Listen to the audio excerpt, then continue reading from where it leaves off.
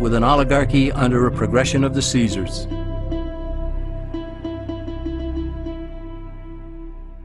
Thus, democracy itself is not a stable form of government. Instead, it is the gradual transition from limited government to the unlimited rule of an oligarchy.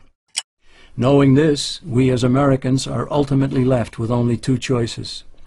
We can keep our republic, as Franklin put it, or we will inevitably end up with an oligarchy, a tyranny of the elite.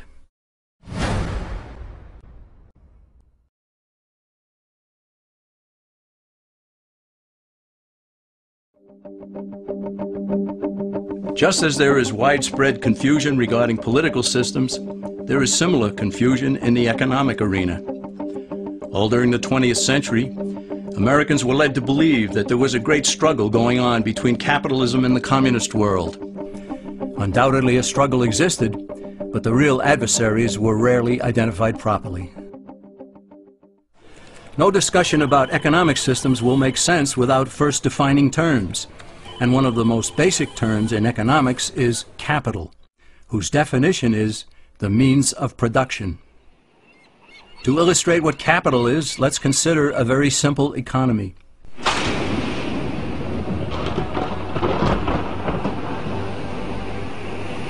On the sands of a small island, a castaway has just washed ashore. He has no food and he's hungry. He searches the island, he finds no berries, coconuts, or anything edible. He goes back into the water and tries to catch fish with his bare hands, but he fails. So he goes back up on shore, he finds a bush. He breaks off a branch, he gnaws at one end to make a sharp tip. Back into the water he goes, and with his spear, he catches fish. His spear is capital. It's the means of production for catching fish. He gave up some of his time and some of his energy to produce something he could not eat, but something that would help him to produce something that he could eat. Capital, therefore, can be tools, machinery, and even a man's handmade spear to catch fish. Such being the case, consider that the communists in the former Soviet Union, as well as in China and Cuba, have always used tools and machinery. Officials there even view people as capital. Therefore, by strict definition, are not communists capitalists? For that matter, isn't everyone a capitalist?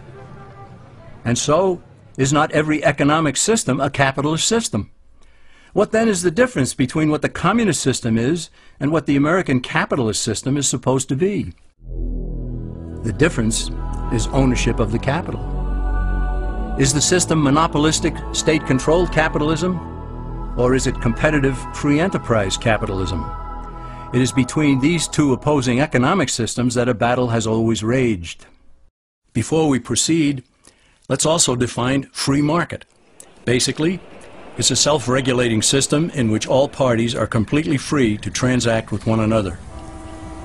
But where force, fraud, or injury damages one party, the government's role is only to punish those who commit such offenses and to vindicate the rights of the other party. This protects the integrity of the free market, or free enterprise system, without intervening in it.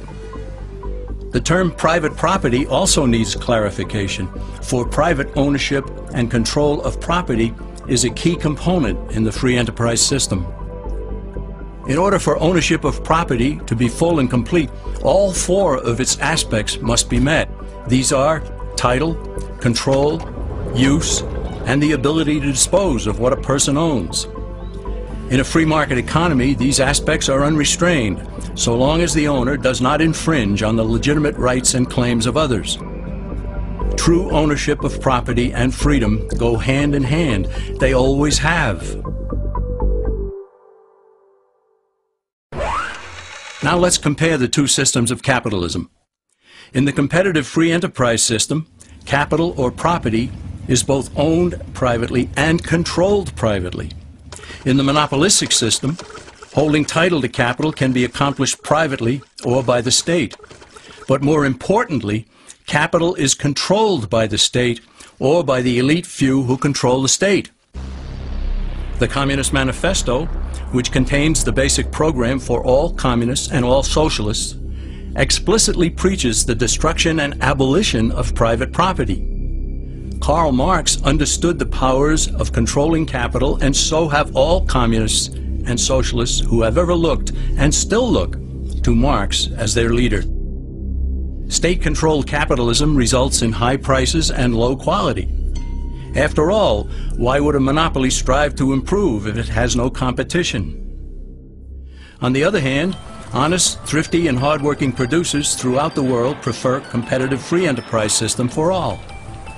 Here, low prices and high quality prevail because a variety of producers will seek to attract the widest amount of customers.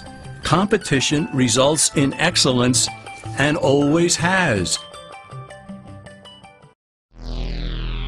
Just as the political spectrum shows the range of government power, we can also plot the various economic systems along another spectrum.